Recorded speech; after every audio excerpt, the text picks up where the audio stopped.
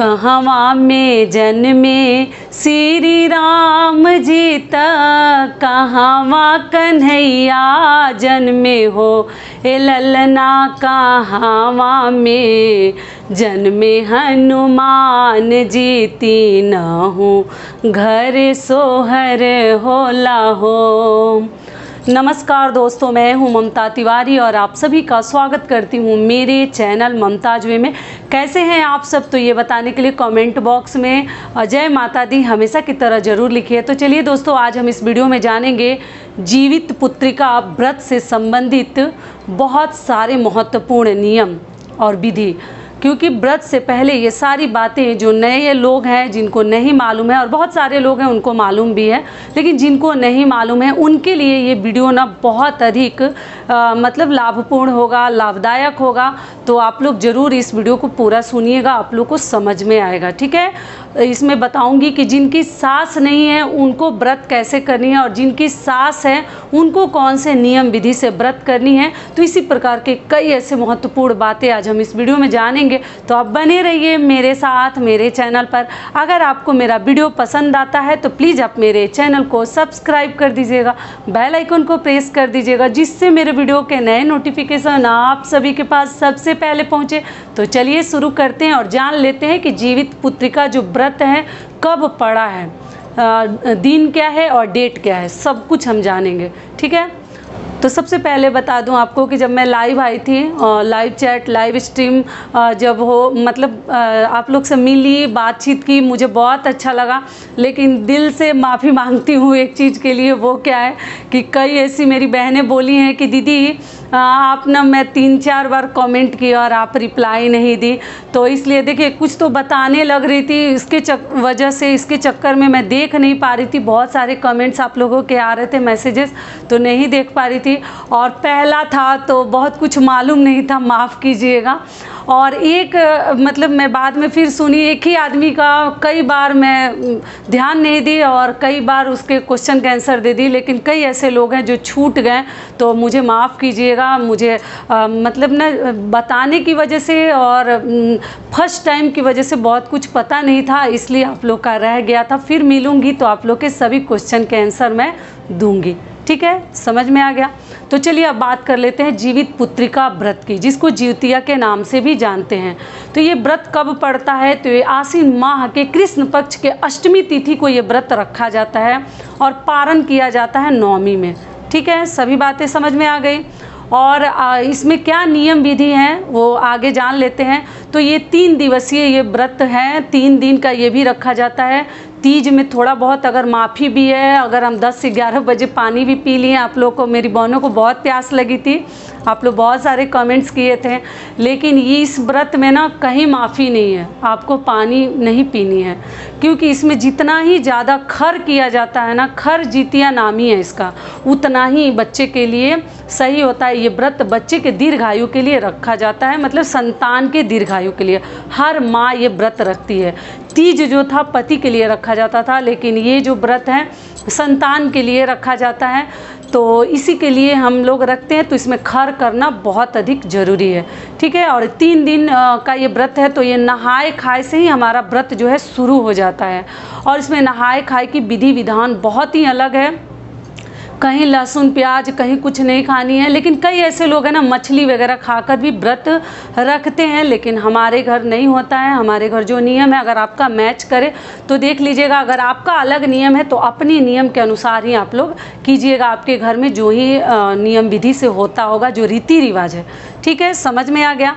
तो क्या करनी है कि देखिए, इसमें ना एक दिन पहले, जैसे कि 18 सितंबर को पड़ा है जीतिया, जो है कब पड़ा है, 18 सितंबर को हमें व्रत रखनी है और 19 को पारण करनी है नवमी में।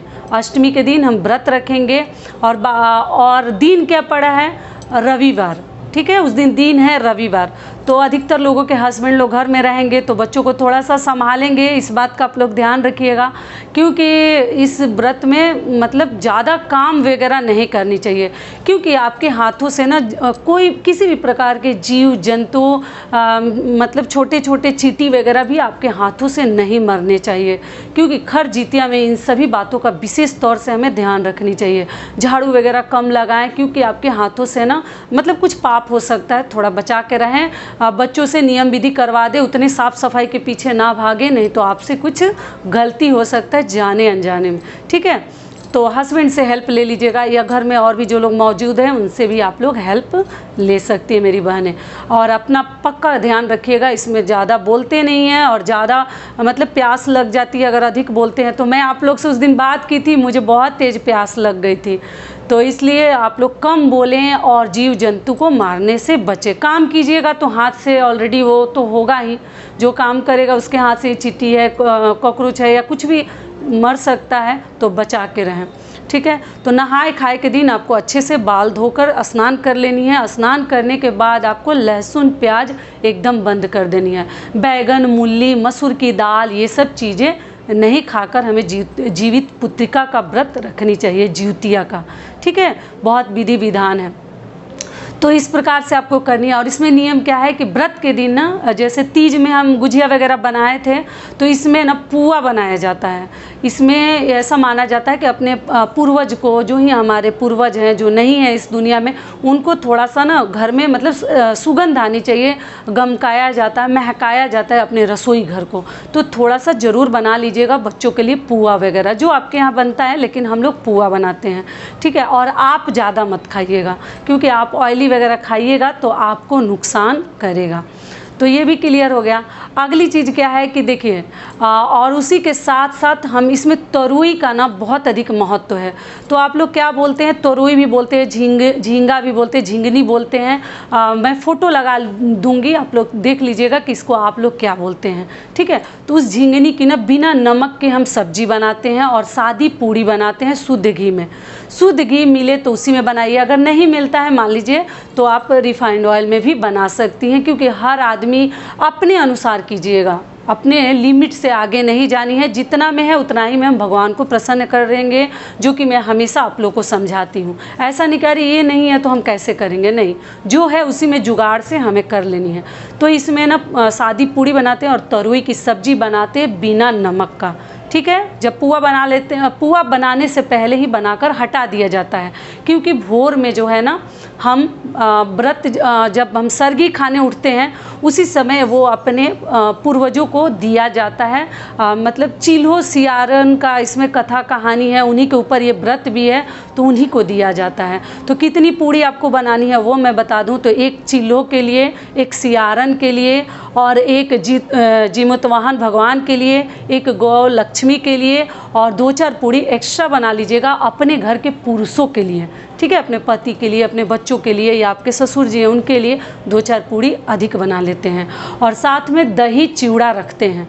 तो जब हम सरगी खाने उठते हैं तो उसी समय हम लोग जो क्या है कि तरुई के पत्ते पर वो बिछाकर छत पर, छज्जा पर, बालकनी में कौवा चिड़िया को दे दिया जाता है। मतलब उसी समय चढ़ा दिया जाता है, भोजन के रूप में दे दिया जाता है। दही चिवड़ा चीनी मिलाकर एक जगह रख लीजिए और वो भोजन बनाकर ढक लीजिए, पूड़ी और तरुई की सब्जी। समझ में आ गया।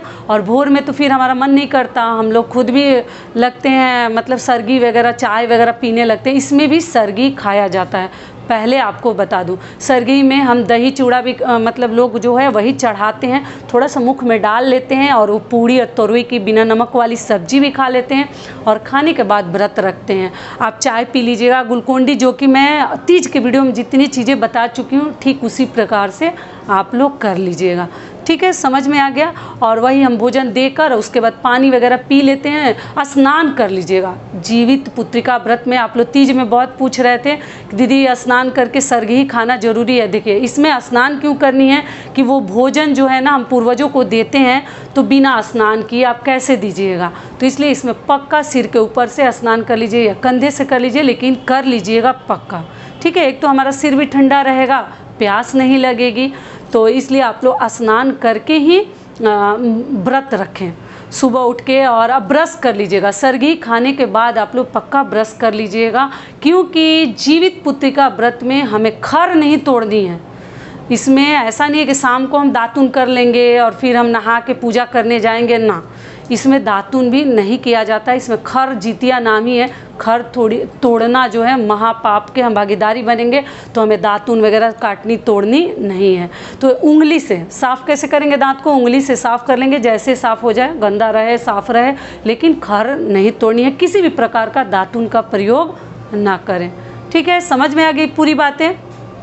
और आपको कथा सुनने के लिए नहा धो के और नया साड़ी, क्योंकि ये पितृपक्ष में ये व्रत पड़ता है, तो इसमें नया साड़ी पहनने का कोई नियम नहीं है। कोरा वगैरह ना पहने, धुला हुआ थोड़ा सा ठीक ठाक साड़ी पहन ले, स्वच्छ होना चाहिए, मतलब पहना हुआ नहीं होना चाहिए।